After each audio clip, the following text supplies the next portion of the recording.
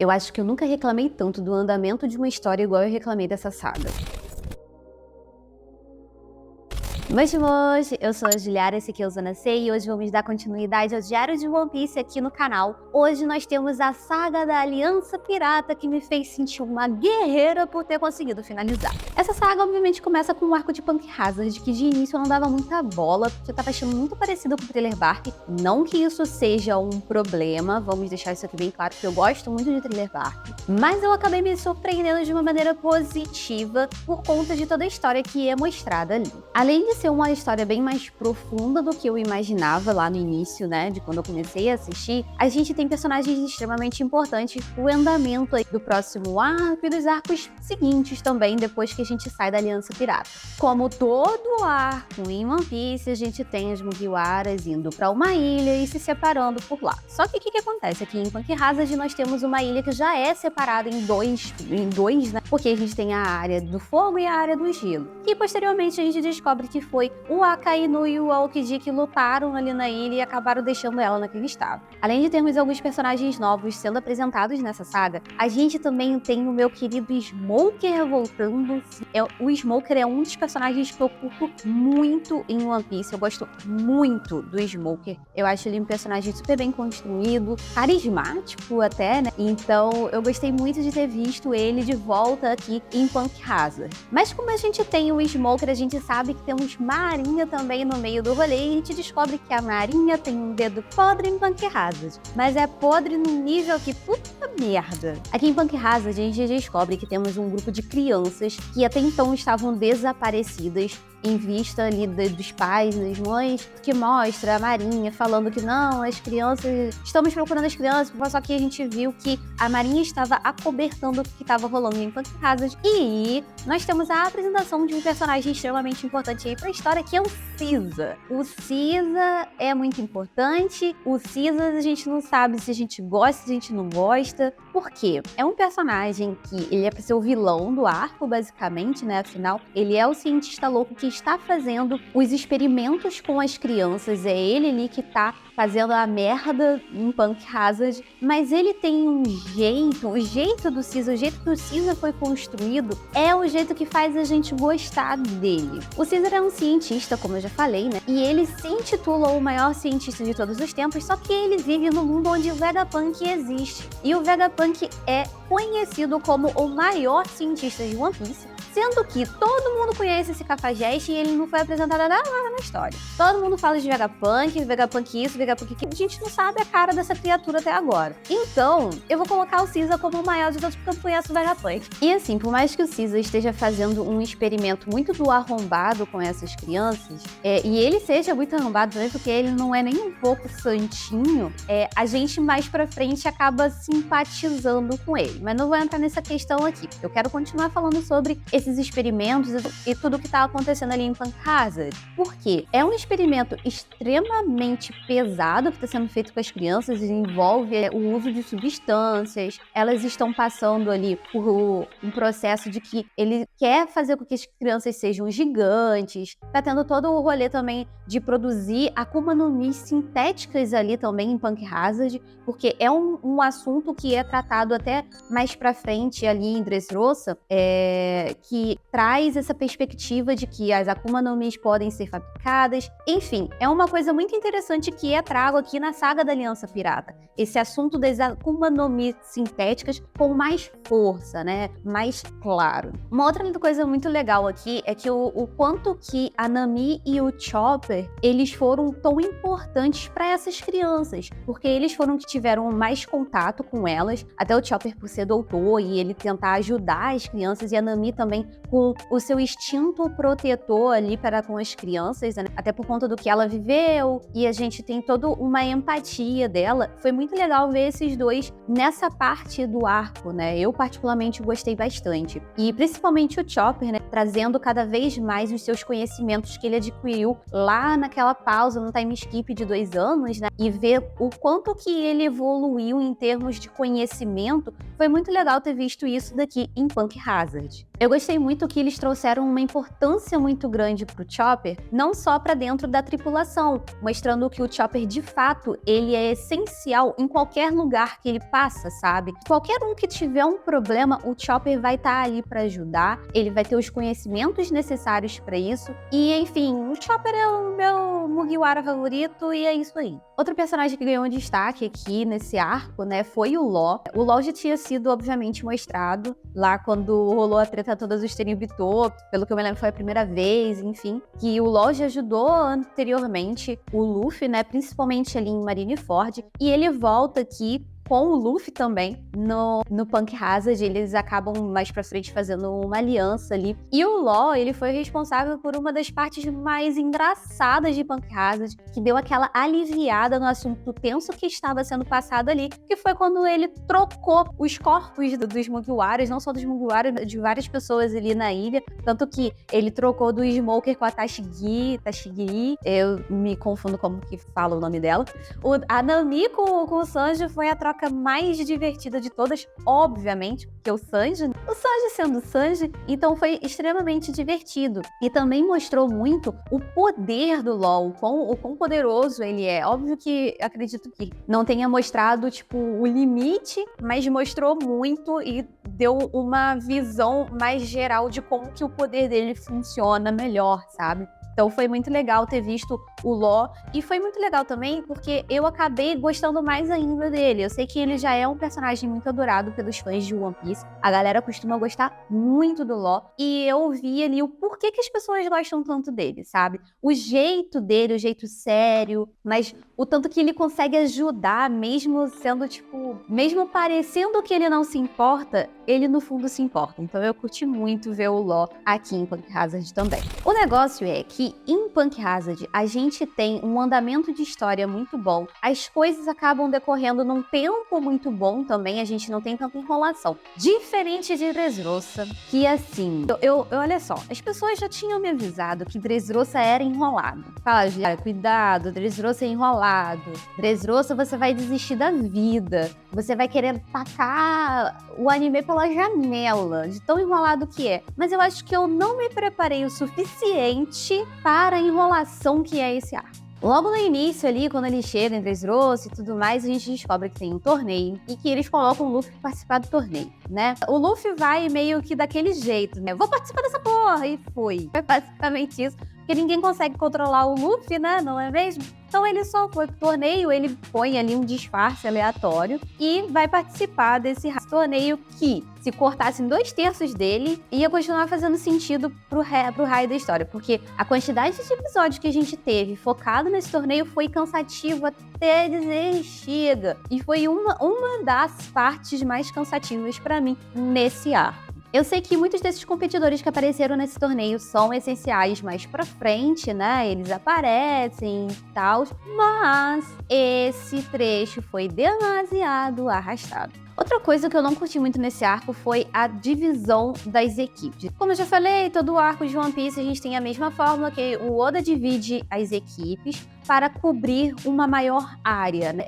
É uma tática que ele tem para ele poder mostrar vários pontos, várias perspectivas do que está acontecendo na ilha. E isso é legal, tá? Não tô falando que isso é ruim para a história, até porque a gente consegue ver outras perspectivas do que tá acontecendo na história, e isso é importante até pra gente entender certas coisas dentro do mundo que rola o One Piece. Só que o que acontece? Aqui eu não acho que funcionou tão bem, até porque a gente não tem as perspectivas o suficiente. Ele dividiu demais as equipes, tem muita gente espalhada, então, e tem muito personagem, é muito personagem aparecendo, é muito personagem ajudando, enfim. Acabou que essa divisão de equipe aí, essa divisão de Mugiwaras não foi tão legal aqui em Dressrosa. Começando aqui com a parte do Zoro. O Zoro sempre se perdendo e tal, e mais pra frente, quando começam as lutas de fato, a gente tem a luta do Zoro com o Pika. totalmente cansativa. O Zoro poderia cortar a Dressrosa inteira, que ele não ia conseguir derrotar o Pika. Pra mim, foi só, tipo assim, mostrar que o Zoro tá fortão e que o Pika é chato pra caralho. Pra mim, foi isso, sabe? Não foi uma luta que me deixou super feliz de assistir. Achei uma luta meh. Outra luta que eu achei extremamente irritante e cansativa foi a luta do Frank com o Mr. Pink, o Sr. Pink, né? Pra mim, péssima, foi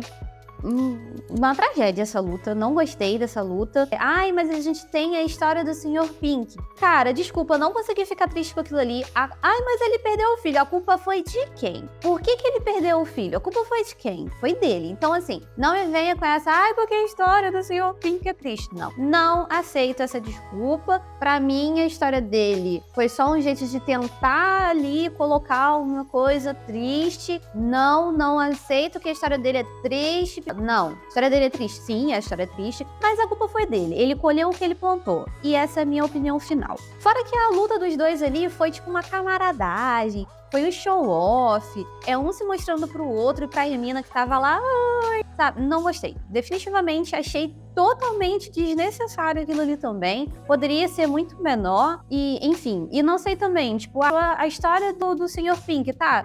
O que aquilo ali vai ser útil mais pra frente. Foi só útil pra mostrar o porquê que o Sr. Pink usa uma chupeta. Mas fora isso, do que é útil pra história, sabe? Então, não curti não. Outra parte que pra mim foi muito problemática aqui no arco de Dressrosa foi justamente a parte do Usopp e da Robin. Os dois foram uma dupla aí que ficaram com os Tontata, né? Os Tontata são personagens incríveis, eu gostei demais dentro de Dressrosa. Eu tenho que deixar isso bem claro, que os Tontata pra mim foram muito divertidos de assistir em Dressrosa. Só que o Usopp e Robin foram a mesma coisa que um papel. Não só papel, mas eles pareciam, sei lá, cara. O Oda, ele foi construindo uma coisa ao longo desse tempo que ele parece que enfiou num rabo quando apareceu nessa parte dos Tontata. O Usopp, todo mundo sabe que o Usopp é medroso e tudo mais, mas aqui ele tava medroso além da conta e foi um medo que tava travando ele num nível que não faz muito sentido, até porque se a gente for levar em consideração tudo que o Usopp faz, mesmo com medo ele vai lá e dá um jeito, sabe? Aqui a gente não vê isso, a gente não vê o Usopp dando o jeito dele. Então, pra mim, e outra, a Robin parecia uma porta, a Robin fez nada, sabe? O que contrasta muito mais pra frente, porque quando acaba essa parte dos Tontata, que eles conseguem libertar ali os brinquedos e tudo mais, a Robin vai ajudar a Rebeca. E cara, você vê o tanto que a Robin faz. A Robin salvou a bunda de tanta gente, mas tanta gente, então acaba fazendo um contraste muito grande e faz com que, sabe, acaba deixando sem sentido essa parte deles com os Tontata. Ai, mas eles estavam tomando cuidado porque a gente tinha ali, né, tinha que dar um jeito de não descobrirem o que estava acontecendo, beleza, mas ainda assim, eles podiam muito bem ter sido melhor aproveitados, porque os dois conseguem ser muito furtivos, sabe? O Usopp e a Robin conseguem ser extremamente furtivos. Então não justifica como que foi utilizado os dois nessa parte dos Tontata. E aqui também em Dressrosa a gente teve personagens sendo apresentados, né? Afinal, teve personagem pra caramba apresentado nesse arco. Foi um arco que deu até canseira de tanta gente nova que apareceu. Mas o personagem que se destacou aí foi o Bartolomeu, obviamente, né? Ele que é o representante dos fãs de One Piece, porque ele é louco ali pelos Mugiwara. Eu achei muito divertido. A presença dele no arco foi muito legal. E o tanto que ele admira os chapéus de palha, né? Então foi extremamente divertido ver como que ele também tava ali, tipo, tentando ajudar. Então, Bartô, pra mim, dentro do arco de Dressrosa, foi um personagem de destaque, assim. E aí, seguindo aí mais pro fim do arco, que foi um arco, como eu falei, extremamente cansativo. A gente só tinha o Luffy correndo o outro. Depois que acabou lá aquele negócio do torneio, que apareceu o Sabo, né? Que quem acompanha as lives, quem me acompanha no TikTok sabe muito bem que eu tomei um spoiler do Sabo da maneira mais esdrúxula possível, que foi em um site de perfume, porque quando mostra lá o passado do Luffy, em teoria o Sabo tava falecido. E aí eu tava vendo esse site de perfume, vi lá o Sabo grandão, bonitão, e eu, o Sabo tá vivo. E aí ele aparece aqui em Dressrosa, né? Ele que acaba tomando o lugar do Luffy. Eu esperava que o reencontro do Luffy com o Sabo fosse uma coisa um pouco mais explorada, ela não foi tão explorada assim. Então ficou uma coisa meio... Até porque quando eles se reencontram, tá no ápice desse torneio doido, já tá pro final do torneio, né? E o Sabo justamente chega ali para tomar o lugar do Luffy, pro Luffy ir, né, resolver a treta toda. E pra ele também ficar com a Mera Mera no Mi, que era a fruta do Ace. Que não teria outra pessoa melhor do que o Sabo para ficar com essa Akuma no Mi do Ace, né? Até pra eles continuarem carregando o legado do Ace ao longo aí da história. Então, foi muito legal, mas eu senti um pouquinho de falta de darem um pouco mais de atenção pra esse reencontro dos dois, sabe? Senti que foi uma coisa que realmente faltou ali, uma atenção maior nesse reencontro aí, que era extremamente importante, e eu senti meio que uma falta. A gente descobre que o Sabo faz parte dos revolucionários, o que é muito legal, e a gente descobre também que a Robin já sabia que ele estava vivo, e ela não falou absolutamente nada pro Luffy. Ela guardou esse segredo a 7 chaves, sei lá quanto tempo, entendeu? Então foi muito legal a gente ver isso daí rolando na história. Eu gostei muito de ter visto o Sabo ali e ver o quão poderoso que ele é. Foi passado muito do poder dele, não poder, né, de fato, mas o treinamento, o quão forte ele é e o quão capaz ele é de ficar com a Mera Mera no Mi. Então foi muito legal ter visto o Sabo aqui em Dressrosa, mas eu esperava um pouquinho mais do reencontro dele com o Luffy. Mas a gente entende que esse reencontro aí foi bem conturbado por conta do torneio e por conta de tudo que estava acontecendo em Dressrosa. A gente sabe que ali a história de Dressrosa é um pouquinho complicada, né? Então é entendível aí que foi uma coisa meio rápida. E aí, seguindo mais pra frente, a gente tem aí o embate, falando de Luffy, né? A gente tem o embate do Luffy com o Bellamy. Também, pra mim, foi outra coisa super cansativa. A cabeça dura do Bellamy foi uma coisa que me deu uma irritada. Nossa, que negócio cansativo. Não curti. Era uma luta que podia ter durado metade do que durou, sabe? O Bellamy, ele tava se mostrando um personagem que talvez rolou uma redenção ali, né? A gente teve, talvez, em algum momento, um momento de redenção do Bellamy, mas foi extremamente cansativa a luta do Bellamy com o Luffy, porque a gente tem esse negócio do Luffy não querer ferir as pessoas que ele gosta, né? A gente tem... Isso é um senso muito forte dele, ele meio que gosta do Bellamy, e a gente tem o Bellamy naquela coisa de tipo, vou honrar o Doflamingo, porque o Doflamingo que me deu um monte de oportunidade. Enfim, achei cansativo, achei que foi uma coisa... Porque ficou naquela coisa, Luffy e Bellamy lutando, Doflamingo com o Law ali, o Doflamingo só torturando o Law, na verdade, né? Então, achei essa parte bem cansativa ao longo aí da luta do Luffy contra o Bellamy, é outra parte que foi extremamente cansativa. E aí a gente chega na fatídica parte de Dressrosa, que é a luta do Luffy contra o Doflamingo, né? Doflamingo foi o personagem que foi melhor apresentado,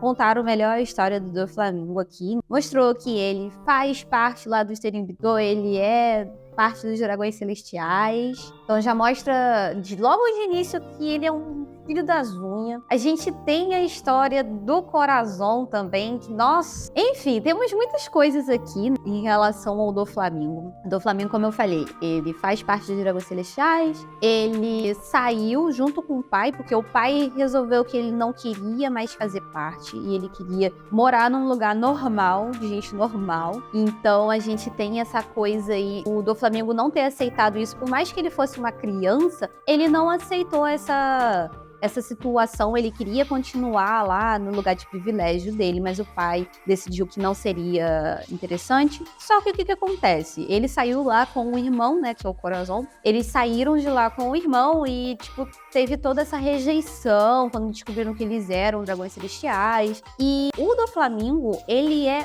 mal desde sempre. Ele é um personagem mal ele é um dragão celestial, ponto. Porque os dragões celestiais, eles são arrombados. Eu sou deus do mundo, sabe? Tipo, eles são deuses, basicamente. Eles agem como isso e eles acham que eles têm poder, eles acabam tendo, né, poder sobre todas as coisas e todas as pessoas. E o Doflamingo, ele honra muito isso, né? Ele tem esse negócio de honrar muito esse poder que ele tem. Então, aqui a gente vê que ele sempre teve isso. Só que o pai não necessariamente tinha, o irmão dele não tinha também. Inclusive, falando no irmão dele, que é o Corazon, né? Quando a gente vê ali desenrolar a história, que conta a história do Flamengo, o Corazon, ele é um personagem incrível que, infelizmente, a gente não vai ter mais em One Piece, né? Porque ele, por mais que fosse subordinado ao irmão, ele era também da Marinha. Então, era muito interessante ver como o Corazon conseguia manejar isso tudo e o quanto que ele ajudou o Law também, né? Por isso até que o Law tem todo esse carinho e tem tanta raiva do Doflamingo. E a parte do coração é incrível, ele é incrível. Nossa, a fruta dele era muito interessante também, que é a fruta que ele conseguia fazer uma redoma ali em volta das pessoas e não deixar ninguém ouvir o que estava acontecendo. E essa fruta dele mostrou-se muito importante ali durante quando estava mostrando ali a história do Corazon com o Law. E, enfim, é um personagem que eu gostei muito quando foi apresentado, mas infelizmente é um personagem que a gente não vai ver na história, né? Então é triste ao mesmo tempo. E aí, voltando pro Doflamingo, ele é um personagem que ele foi feito para ser ruim desde o início. Por mais que ele tenha passado por uma situação ruim, não é como se isso fosse mudar muita coisa na vida dele. Se ele não tivesse passado pela tortura que ele passou, ele continuaria sendo ruim do mesmo jeito, sabe? Ele não teria melhorado, ele não teria usado o pai como referência, porque o pai dele acaba sendo uma pessoa extremamente bondosa, né? Que não fazia sentido ele estar no meio dos dragões celestiais, então é entendível que ele queria sair de lá, mas o Doflamingo, de fato, não fazia sentido, ele era dragão celestial, ponto, acabou. Então ele é um personagem mau desde o início, um personagem ruim desde o início, desde que ele era criança, entendeu? Então faz todo sentido. E, cara, ele foi um personagem feito para a galera amar ou odiar, basicamente, né? Ele tem um design diferentão, o jeito que ele fala, só que ele é um ser desprezível. Eu não sei se eu curti tanto do Flamengo assim. A galera, isso foi uma expectativa que o pessoal tinha, né? E aí, Ju, gostou do Flamengo? Cara, só é um personagem malvadão. Então, não é um personagem que me apeteceu muito aqui em Dressrosa. Ele é muito forte. Obviamente, ele é extremamente forte. Dá pra ver muito bem isso, né? Porra, ele conseguiu... Ele não tem a fruta mais forte, mas ele conseguiu transformá-la em uma fruta extremamente forte. Então, né, ele acaba sabendo utilizar muito bem a fruta dele e o que acaba se tornando uma coisa muito interessante de ser vista. Só que a gente tem que levar em consideração também que a força do Doflamingo não vem apenas da fruta dele, e sim da influência que ele tem. E a gente ficou comparando que o Doflamingo é dos Estados Unidos, tá ligado? Porque ele que detém aí a força armamentista e tudo mais. E, obviamente, aqui em Dressrosa, grande parte do poderio dele cai, porque acabaram destruindo lá a fábrica e acabaram liberando muita gente, né? Todos os brinquedos que eram os escravos ali, que ajudavam a fazer as armas e tudo mais. A equipe do Luffy acabou com a porra toda. Até pra restituir ali Dressrosa pro rei original. Então acaba que meio que o reino de Doflamingo, o reino de Dressrosa, deu uma caída ali legal. E todos gostaríamos que isso acontecesse sim, mas isso não vem ao caso, não é mesmo? Então, assim, não é um dos meus personagens favoritos, é o Doflamingo. É legal, uma estética legal, mas eu acho que a galera acaba colocando uma coisa muito a mais no Doflamingo do que necessário, sabe? Vangloriam demais o Doflamingo e não necessariamente precisa disso tudo. E é isso. A luta do Doflamingo com o Luffy é chata também, não foi uma luta tão impactante assim. Óbvio que a gente teve a aparição do Gear 4, né, do Luffy, ele usou pela primeira vez e ele trouxe, mas o Gear 4, ai gente, que forma esquisita, que forma horrorosa, cara. E é engraçado que eu conheço o Gear 5 e eu não conhecia o Gear 4. Ele vira uma bola de borracha, literalmente, né? Mas é bem forte, é extremamente forte, né? Foi o jeito que ele conseguiu ali dar um pau, uma canseira no Doflamingo. Não dar um pau, mas dar uma canseira no Doflamingo. Eu achei legal e tal, mas ainda assim também não é... Eu acho que as lutas de Dressrosa não são empolgantes. não são tão empolgantes assim. Gostaria que fosse mais. É um arco que é muito importante, mostra coisas importantes, mas é um arco que foi arrastado demais. Eu acho que as decisões feitas nesse arco também não são tão boas. As lutas não são tão empolgantes. Eu achei um arco bem morno, assim, sabe? É um arco muito morno. E é um arco que não era pra ser assim. Não era pra ser tão morno quanto foi. Mas enfim, é isso. Essas são as minhas considerações aí da saga da Aliança Pirata. Já vou avisando aqui que a gente tá assistindo a saga Yonkou em live, caso você goste e tudo mais, a gente tá assistindo em live. E a saga Yonkou eu vou acabar dividindo em duas partes. Por quê? Tô assistindo o Holy Cake nesse momento e aí vem lá o ano, né? E é tudo muito grande. A saga Yonkou é enorme, então eu vou acabar dividindo em duas partes pra gente conseguir lembrar de tudo, porque eu tô ferrada. Então vamos ter duas partes aí da saga Yonkou, beleza? Então é isso, espero que você tenha gostado dessa parte dos diários de One Piece. Se você gosta de Dressrosa e você não gostou de falando mal de Dressrosa, sinto muito por você. Porque, cara, difícil ver alguém que gosta da saga Dressrosa no anime. Todo mundo fala que no mangá é muito melhor. Teve muita gente que dropou do anime e foi ler o mangá em Dressrosa. Então é isso. Espero que você tenha gostado desse vídeo. Se você gostou, deixe seu like aqui para ajudar o meu trabalho aqui no YouTube. Eu vejo você no próximo vídeo. Até lá. Tchau, tchau.